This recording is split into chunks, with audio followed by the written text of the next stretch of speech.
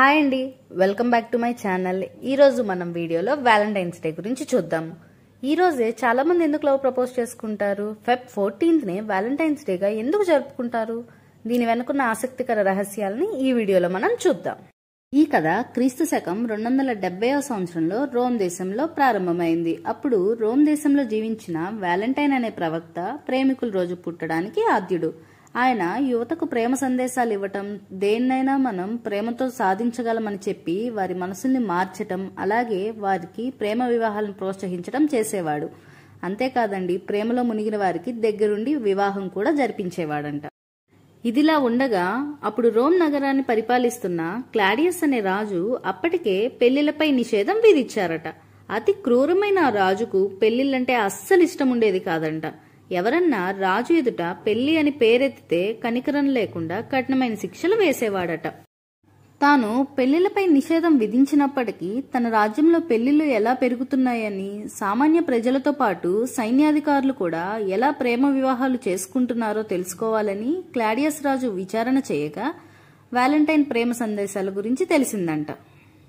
రాజ్య భవిష్యత్ అయిన యువతను ప్రేమ పేరుతో తప్పుదోవ పట్టించి వారిని ఎందుకు పనికిరాని వారిగా చేస్తున్నారని వ్యాలంటైన్ మీద రాజద్రోహం నేరారోపణలతో వ్యాలంటైన్ జైల్లో బంధించి ఉరిశిక్ష విధించాడు రాజు. అలా వ్యాలంటైన్ కారాగారంలో ఉన్నప్పుడు అక్కడ ఉన్న జైలర్ కూతురితో ప్రేమలో పడతాడు. అప్పటినుంచి తను చనిపోయే వరకు కూడా జైలర్ కూతురికి రోజు ఉత్తరాలు రాస్తుండేవాడట. ఆయన తన ప్రియురాలికి రాసిన ఉత్తరాల్లో యువర్ వ్యాలంటైన్ అని రాసేవారట. అలా యువర్ వ్యాలంటైన్ వాడుకలోకి వచ్చింది. తరువాత ఫిబ్రవరి 14న వ్యాలంటైన్ ని ఉరితీశారు. ఇది ఒక కథ అయితే, ఇంకో విధంగా రాజు గ్లాడియస్ కూతురు వ్యాలంటైన్ ఇచ్చే ప్రేమ సందేశాలకి అభిమానిగా మారిందంట. ఆ భయంతోనే రాజు వ్యాలంటైన్ ఉరితీయించారని చెప్పేవారు. ఇది జరిగిన 2 దశాబ్దాల తర్వాత అప్పటి పోప్ గెలాసియస్ ఫిబ్రవరి 14ని ప్రేమికుల దినోత్సవంగా ప్రకటించారు. దీంతో అప్పటి నుంచి ఆ రోజుని ప్రేమికుల దినోత్సవంగా జరుపుకోవటం వచ్చేసింది. ఈ వ్యాలంటైన్స్ డేని ప్రపంచవ్యాప్తంగా ఉన్న ప్రేమికులు మొత్తం 7 days జరుపుకుంటారు. వాటిల్లో ఫస్ట్ గా ఫిబ్రవరి 7న రోజ్ డే అని, ఫిబ్రవరి 8న ప్రపోజ్ డేగా చేసుకుంటారు. ఫిబ్రవరి 9న చాక్లెట్ డే అని, ఫిబ్రవరి 10న టెడ్డీ డేగా జరుపుకుంటారు.